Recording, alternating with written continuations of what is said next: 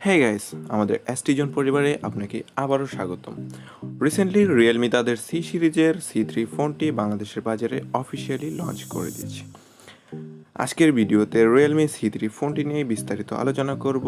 আমি শান্ত আছি আপনাদের সাথে, আপনারা দেখছেন এসটিজন।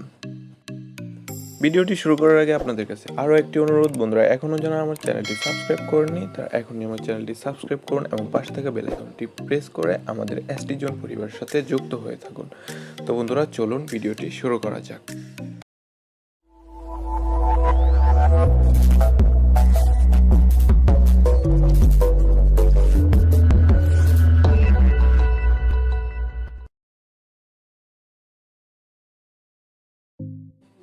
তো বন্ধুরা প্রথমে এই ফোনটির ডিজাইন এবং বিল্ড কোয়ালিটি নিয়ে বলা যাক।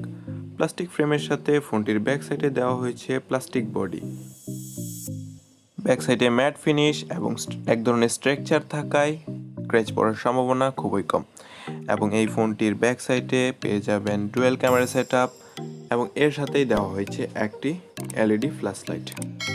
তাছাড়া ফোনটির পেছনে থাকছে না কোনো প্রকার ফিঙ্গারপ্রিন্ট সেন্সর। ফ্রোজেন ব্লু এবং ব্লেজিং রেড এই দুটি কালার ভেরিয়েন্টেই ফোনটি বাজারে অ্যাভেলেবেল পাওয়া যাবে।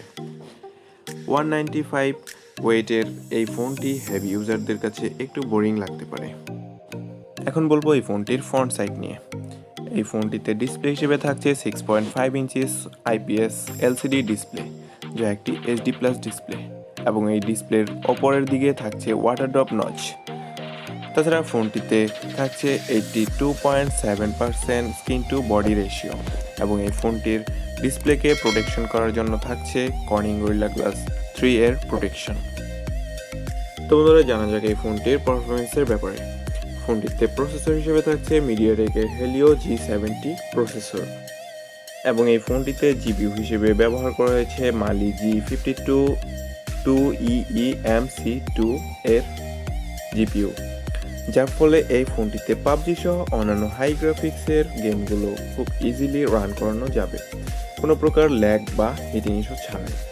তাছাড়া ফোনটিতে out of the box Android 10 এর সাপোর্ট পেয়ে যাবেন এবং এই ফোনটিতে ইউআই হিসেবে থাকছে রিয়েলমির 1.0 UIT। বাজারে এই ফোনটি দুটি র্যাম ভেরিয়েন্টেই পাওয়া যাবে, 3GB RAM 32GB internal storage এবং 4GB RAM 64GB internal storage. তাছাড়া এই ফোনটিতে থাকছে ডেডিকেটেড স্লটের ফ্যাসিলিটি, যার ফলে দুটি সিম ও একটি মেমোরি কার্ড একসাথে ব্যবহার করা যাবে। তো বন্ধুরা এখন বলবো এই ফোনটির ক্যামেরার ব্যাপারে। ফোনটির ব্যাক সাইডে ব্যবহার করা হয়েছে ডুয়াল ক্যামেরা সেটআপ, যার প্রাইমারি ক্যামেরা হিসেবে থাকছে 12 মেগাপিক্সেলের সেন্সর এবং এর সাথে 2 মেগাপিক্সেলের ডেপথ সেন্সর। এছাড়াও এই ফোনটির সেলফি ক্যামেরা হিসেবে থাকছে 5 মেগাপিক্সেলের ক্যামেরা, যা এই বাজেটের মধ্যে মোটামুটি ভালো বললেই চলে। তাছাড়া ফোনটির ক্যামেরা ফিচার হিসেবে থাকছে LED flash, HDR panorama and full HD রেজুলেশনে ভিডিও শুট করার ফ্যাসিলিটি। এই ফোনটিকে রান করানোর জন্য থাকছে 5000 mAh এর non removable lithium polymer battery এবং এই ফোনের ব্যাটারিটিকে চার্জ করার জন্য রিয়েলমি বক্সে দিয়ে দিচ্ছে 10 ওয়াটের চার্জার। এছাড়াও ফোনটিতে অন্যান্য ফিচার হিসেবে থাকছে micro USB 2.0, USB on the go, 3.5mm Jack এবং ট্রিপল কার্ড স্লটের ফ্যাসিলিটি। তো বন্ধুরা ফাইনালি বলবো এই ফোনটির প্রাইসিং নিয়ে। বাংলাদেশের বাজারে ফোনটি 4GB 64GB ভ্যারিয়েন্টের প্রাইস রাখা হচ্ছে 12,000 টাকা।